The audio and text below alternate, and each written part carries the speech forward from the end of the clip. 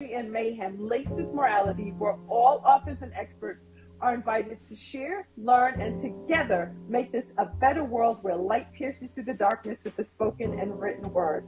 I am so excited for our guest today. His name is Jeff Keene, and he is the author of, please let me get this right, Pericope? Very close. Pericope. Yay! You did it. I'm proud. Pericope. Yes. All right, yes. Because listeners, you're going to be tempted to say the word periscope like I did originally. You're going to be tempted to see that word even when you pick up a copy of his book. Yes. This is an exciting novel of an adulteress, and those of you who love biblical fiction, you are going to really like this book. I had the honor of meeting him through social media, and we connected regarding my call to those with books and those getting ready to launch who have launched. But upon meeting Jeff, we found that we have way more in common. Oh, yeah. We both grew up in Freeport, where we enjoyed coffee. Walking our dog. Yeah. Yeah, so finally someone who doesn't think I have an accent. No. It's a lot perfect. of fun. Yeah, it's totally perfect. But we also found out that we are both, guys, you're not going to believe this. So not only are we members of Word Weavers, but we're both presidents in a chapter of Word Weavers, and we're both mentors.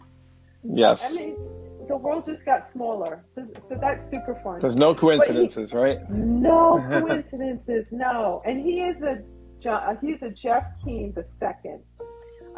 He holds degrees in biology, chemistry, and linguistics. His writing path began when his high school teacher assigned him the task of creating an original screenplay. 25 years later, the screenplay was published as a short story in a Long Island newsletter.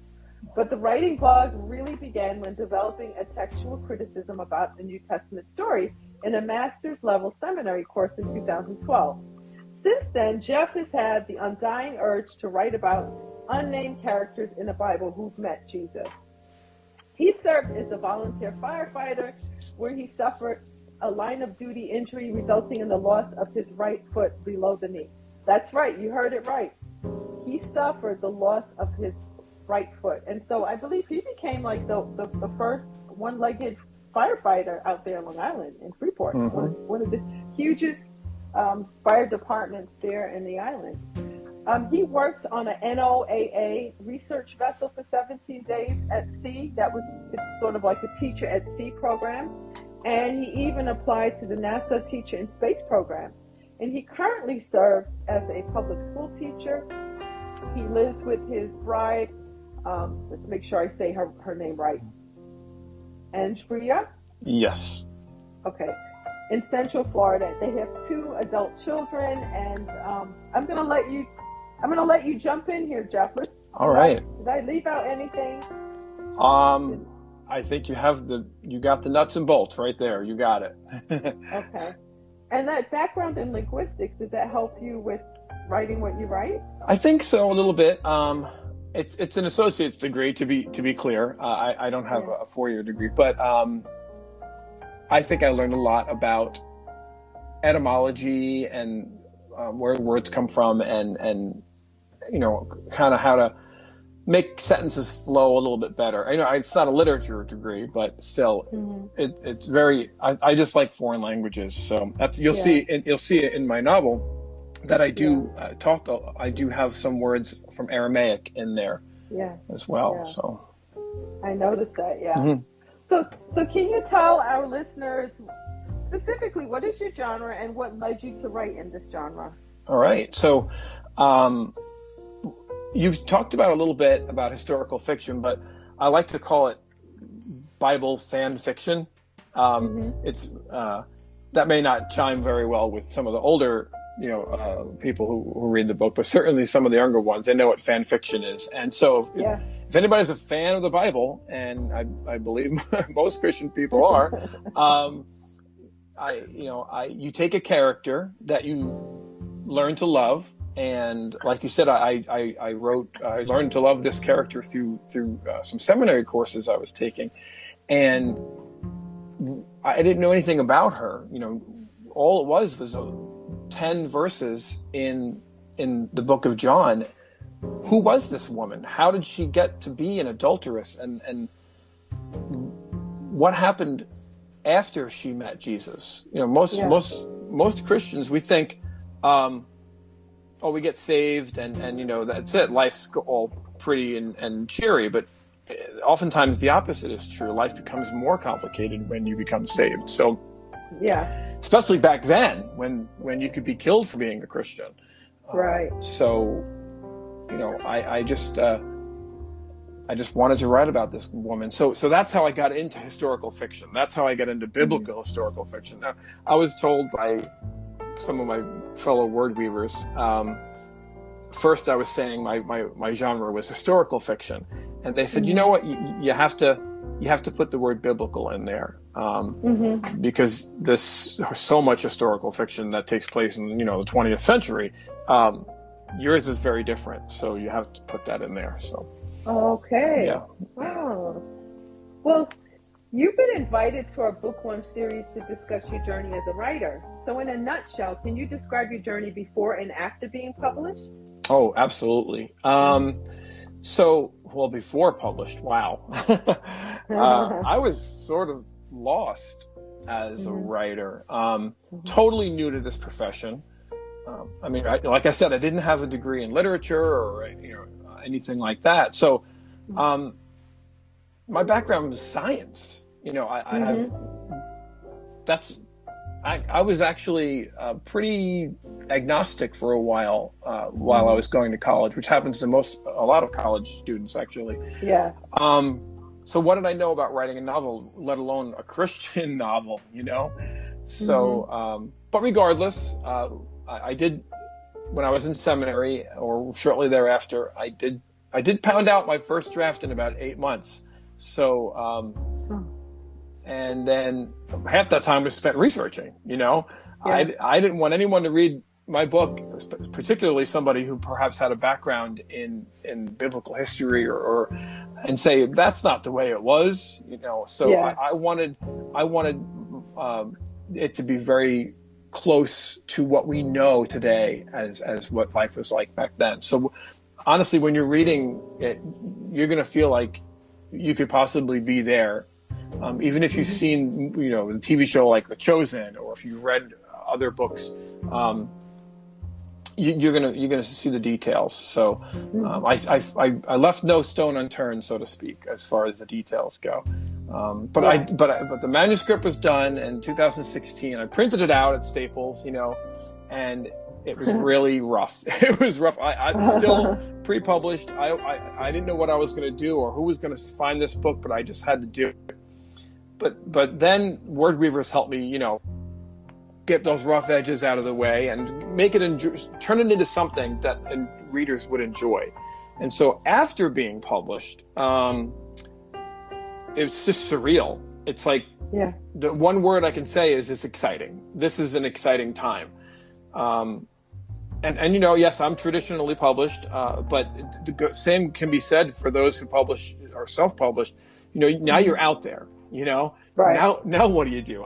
It's just, it's not Broadway. It's not the silver screen. Who knows? Maybe someday your work will get there. But, and I never started for the fame or the money. The funny thing is I told my publisher in our first pre-contract phone call, which may have been a mistake, but I wanted to be honest. I wanted to be flat out. And I said, I don't care about the money. Which might not be something you want to tell, but I had to be true to God, right? I had to be true to God. And I said, even if I find that just one of my books gets into the hands of someone who needs to find Jesus or needs to have their faith, strengthened or secured, I've done my job. So that's where I started with this, and that's where I will continue with this. Now, I'm going to fight. I'm going to get out there and do the work necessary to get my book into the hands of more readers, but really, I don't think God's done with that one novel. No, Yeah. he's not done with me. No, you know what I found interesting is that you do a really good job of writing from the perspective of a woman. That's an entirely different story. Yeah. Did your Yes. wife help you out with that? Oh, she did. Yes. What a good thought you came up with. Yes, because that is so true. She was my first reader. She was my beta reader. Because, again, I'm a male. I'm not going to remain biased. I know that my female perspective was way off. And so when I printed that first manuscript from Staples, I gave it to her, and I didn't look at it again until she was done with it. And she wrote a lot. She said things like, well, a girl wouldn't say that, or a girl wouldn't respond to a guy if he said that. So I went back and I had to do a lot of editing it also gave me a deeper understanding of how women are different and, how they think, and which is, I think, every male writer who is going to tackle a female main character, or any character really, you want them to be realistic, and, you don't want to assume anything. I've learned all this stuff in my writing, so it's really rewarding. Yeah. On all these different levels. Yeah. I get it, but you did an amazing job. Like, I would have, unless I knew, I could have easily picked this book up and thought a woman had written it. So you did a really good job. Yeah. It was really very well done. Well, thank you. And so I just want to share with our listeners just a short part of the book. This is about another character in there whose name I can pronounce a lot better. Niva, 10 at the time, helped her mother tend to the daily chores in the kitchens of the lower level. Master Hannon invited a Roman legatus and his wife for an evening meal. The lavish menu required all the servants to assist with the preparations. The complex and opulent menu consisted in part of a roasted lamb stuffed with thrushes, puree of peas, and a variety of dried fish and fish sauces from the Great Sea to the west. Anything they could do short of serving pork to win the approval of the local Roman powers. Wow. Mm-hmm. Okay, just the whole preparate the whole meal and the servants getting ready and all of that. You do such a great job of really putting us into that time. I could feel it. I could sense it. Even in your opening chapter, where Pericope, right? Pericope is in that opening scene. Like, I could see her sunbathing,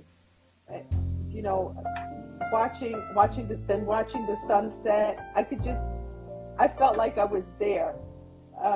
And her first interaction with this the guy that she was accused of having an affair with, but just really well done, really putting us into the scene. So great job. Thank you so much. It like I said, it didn't start off that way, and I guess most authors can say that.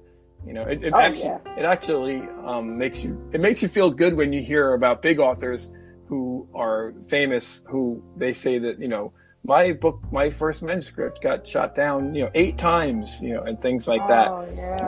Not that you wish to have anybody have that happen to, but it's, it's about building that thick skin, as an author. Yeah. I enjoy hearing when they get shot down. It's encouraging to me. It's encouraging, yes. In a roundabout way, yes. There is a very successful author. He's been on here before. Oh my goodness, what a lovely person, gifted writer, and he writes in my genre. His name is Stephen Harms. Okay. And he shared with our listeners that he had gone through 160 rejections. Oh my goodness. and he is really successful at what he does. He's an incredible writer. And I find that very encouraging. And a lot of people have said that particular episode gave them great encouragement. So if you're listening to this, Stephen, thank you for failing. Yes. That they say failure is our best teacher, right? Yes. It's helped us. Well, what advice can you share with our author community regarding building platform? Because I'm sure you've heard that from your publisher. Ooh, building platform. The word platform is a bad word. No, we don't say that out loud. No. Well, you know, sometimes I'll just say it can be more challenging than writing a novel itself, especially if you are new to it. Now, yes, like everything, it gets easier. You know, everything, the whole writing a book proposal, I remember somebody telling me was so much more challenging than writing the book itself. But again, when you fight through it and you get through, you know, you trudge through that thick mud of unknowing, you become, you know, more knowledgeable and things get easier. So I believe it's the same thing for the platform. I mean, but it's just so much out there, right? You've got Facebook, Twitter, Instagram, web pages, email lists, blogging, vlogging, the whole selling yourself thing. It's very frustrating. And so here's the thing. This is not Christian behavior, right? Yeah. We're supposed to be humble, not boastful, right? Biblical wisdom teaches us to listen, not prattle about like a fool. So, but you're a writer for God. I mean, what if the gospel writers thought that way? Oh, I better not share this with anybody. It's too boastful, right? So if it's God's word, if it's God's word, and you're doing it for Him, I always tell my students, and I tell my children this more, my students when they ask me personally, I say, if you're doing something for God, you'll be a success eventually. You know, if you keep doing it. So, and that's what I'm going to say about building a platform. It's just, I mean, you can give your work away, right? You know, I actually have given quite a few copies away to my students and their parents if they inquire personally. I think it would be a conflict of interest if I were to announce it in the class. Buy my book, you know, here's my book. But if my student wants a copy, I send them a PDF, you know, anything to spread the word, right? Yeah. But continuing with that, I mean, if you wanted to look up stuff on the internet, you can search till the cows come home, because there's just more than anything anybody would ever want.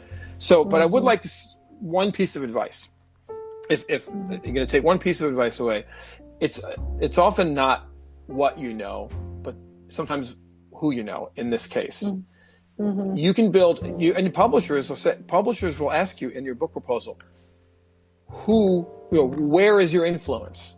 And so it could be as simple as your church. You know, just ask your pastor to post about your book in the church newsletter or on the church website.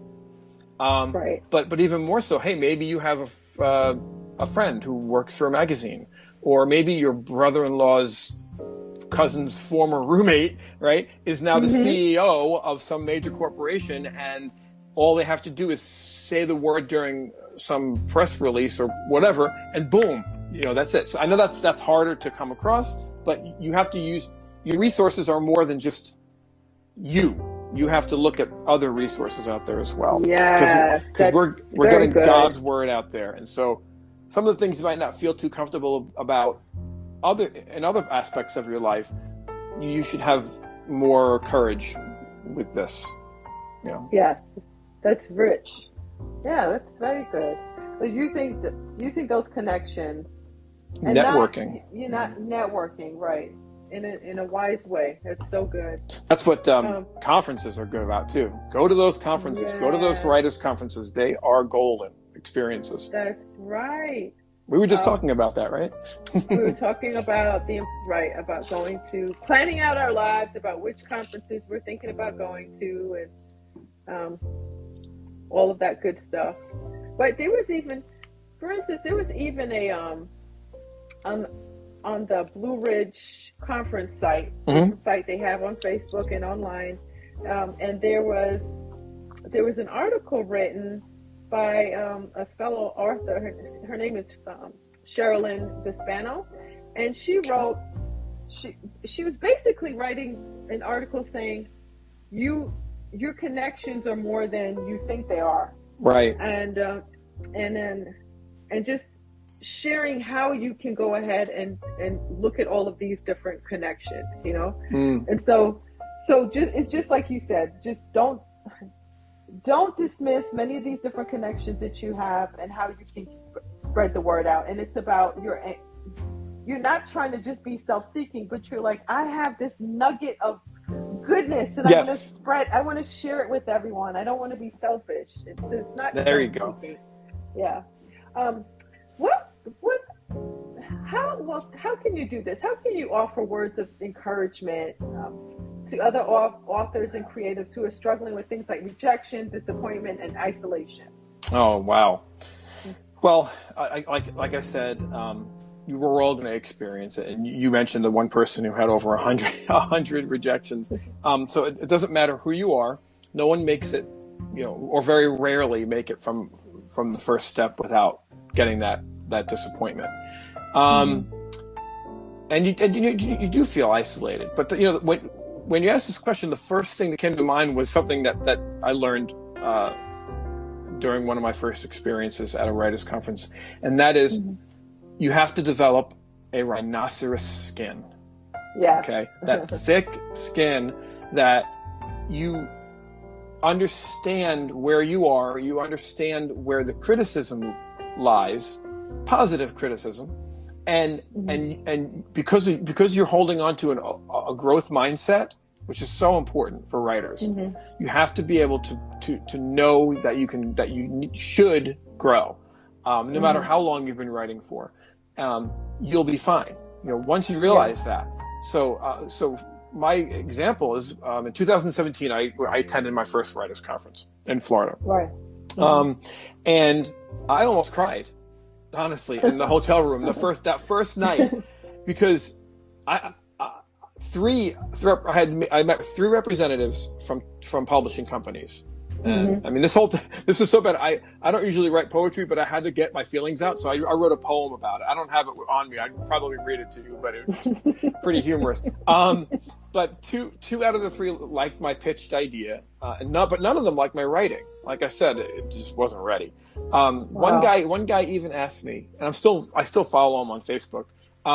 One guy, why are you writing this? He asked me. He said, you should write something about something something you know about, right? Now, keep in mind, this was a Christian writers conference. So, and then I felt weird, of course, for saying, well, God called me to write about it.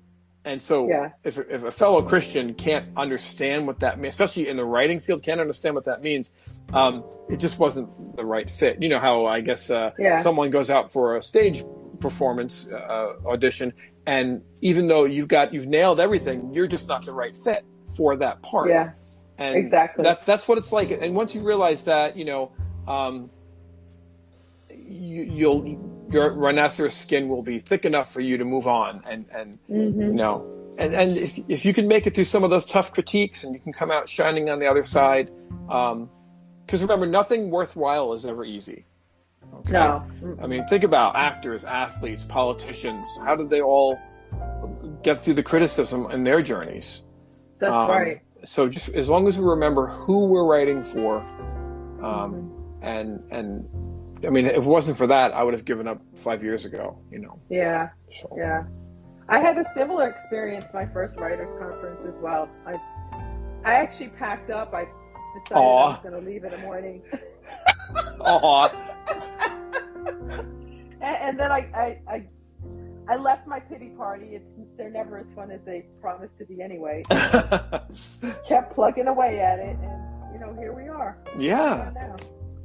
Well, most writers and creatives are self-employed, or they usually have other jobs besides writing, and this creates a demand for being organized and scheduling. How can you help us with your methods to be organized?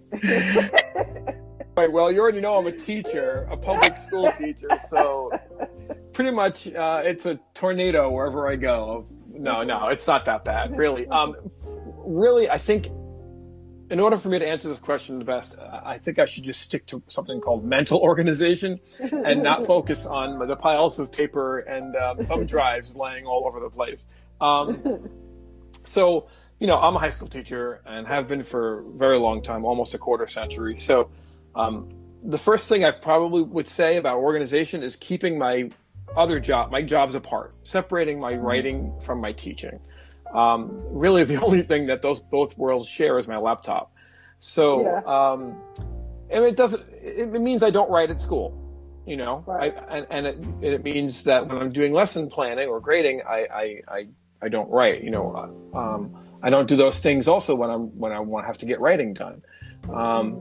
Again, being part of Word Weavers makes me have to write even when I don't want to, because I want to always have a piece available for the next critique meeting. But I am blessed. Yes. Yeah. I am blessed in the fact that both professions, they do have enable me to get a lot of creativity out. So just while I'm going through the process, I mean, in order to stay organized, and I would just refer to this axiom. I would say ignored ideas become unrealized ideas. So if you're coming up with new ideas, no matter where you are, everywhere from falling asleep at night to in the shower to working your other job, you have to write those ideas down. And and for me, that helps me stay organized. Because if I'm not mentally organized, if things are floating around and getting lost in my brain, then I feel scatterbrained, and then I feel like I can't get things done. So, I'm pretty much writing things down when they come to me is a pretty important way of organizing. Yeah, I love what you said about that. Ignored ideas become unrealized ideas. That's so good. Yeah, it's very good. Thank you for pointing it out. You're welcome. Well, how do you recommend lacing our lives and writing with morality? Because that's a key focus of our podcast. Absolutely. So, lacing our lives and writing. Okay. Well, I mean, as a Christian, I can see this clearly. The more strong your faith is, the more spiritually grounded you are. And so, lacing morality into our chaotic lives and into this world that we live in, goodness, is easier the more that you are faithful. But going back to me being a public school teacher, I mean, we're held in this higher moral standard in society, right? So I can apply that scrutiny, through that lens, also as a Christian writer. So going back to Word Weavers again, I have to, they have this statement of faith and values on their website. And we have to adhere to that when we are writing, to avoid being a hypocrite. Right. Because we want our writing to make God happy. Now, are there dark incidents in this world? Well, yes. I mean, just turn the news on. There are murders, there are mysteries, and there are mayhem every day, right? And good people get caught up in them. Yeah. So if you can live your life for God in a way that avoids causing these incidents, then you can also write, right, for God in a way that pleases Him. So, for example, in Pericope, right, the novel I just released a couple weeks ago, there are murders, there are defensive killings, there's animal attacks, there's beatings and beratings and adulterous behavior in the book. There are villains, thieves, anarchists, hypocrites. But doesn't life have all of these too? Oh, yeah.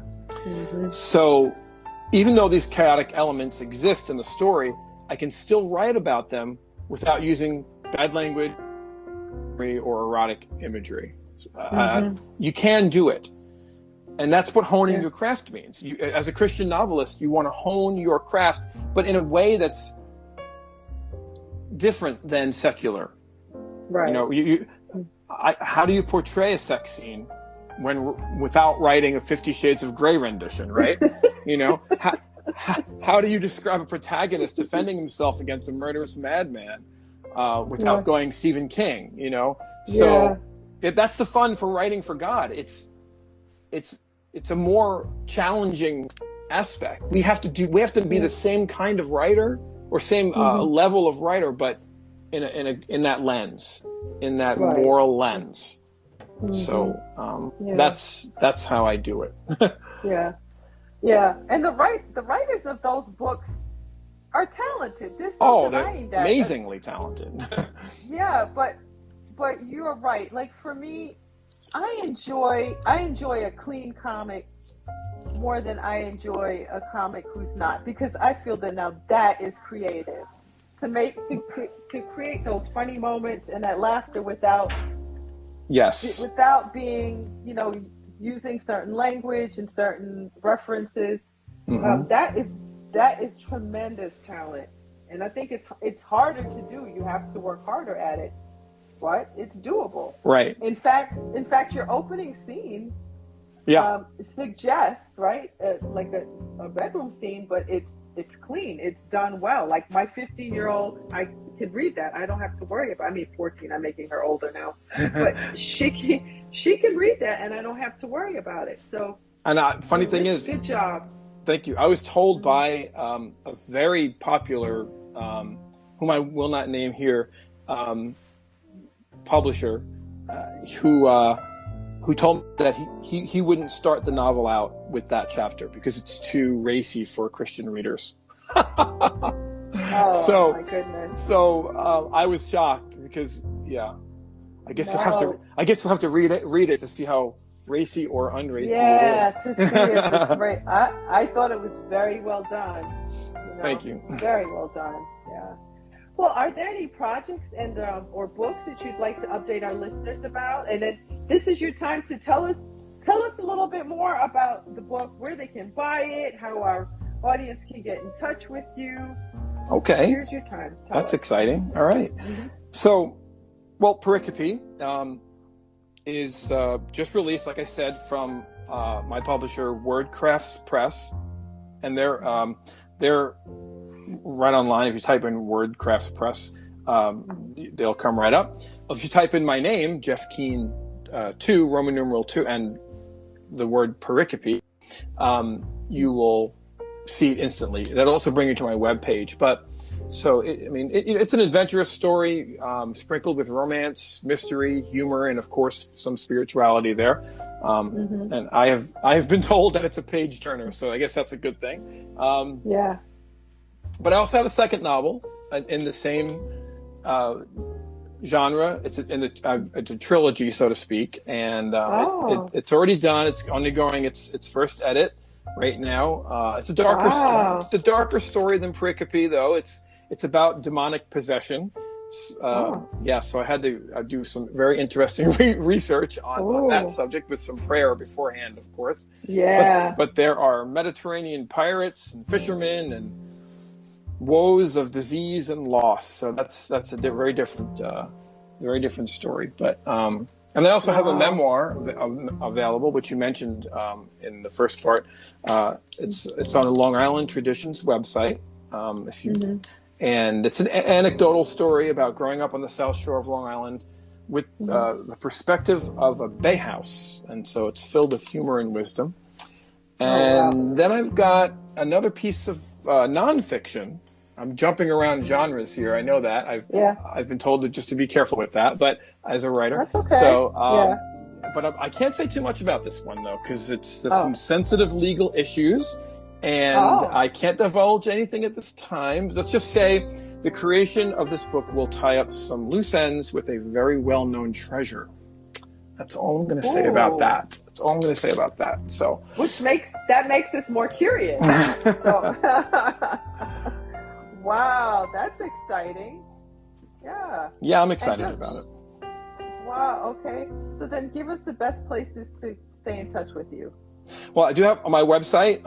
It's a Wix website, website creator, so it's a little bit lengthy. But like I said, if you just type my name in to Google, it pops right up. Jeff Keene, Roman numeral 2, and then the title of the book, Pericope.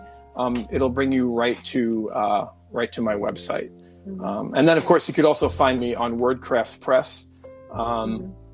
And if you buy my book on Amazon, you can just scan the QR code in the back of the book as well. So that's right. and he's also on Instagram at Pericope Novel 1, I believe. Yep. And Facebook. And he's Go and Sin No More. That's interesting. Well, that's what Jesus tells Pericope, right? He tells her, go and sin no more. Yeah, that's so good. Oh. Well, thank you for hanging out with us. Oh, it was Jeff. so fun. We learned so much from you. And listen, See, when this is the part where I make a lot of people pinky promise to come back to talk about their next book. Absolutely. Especially, now I'm really interested about the one where you can't talk about.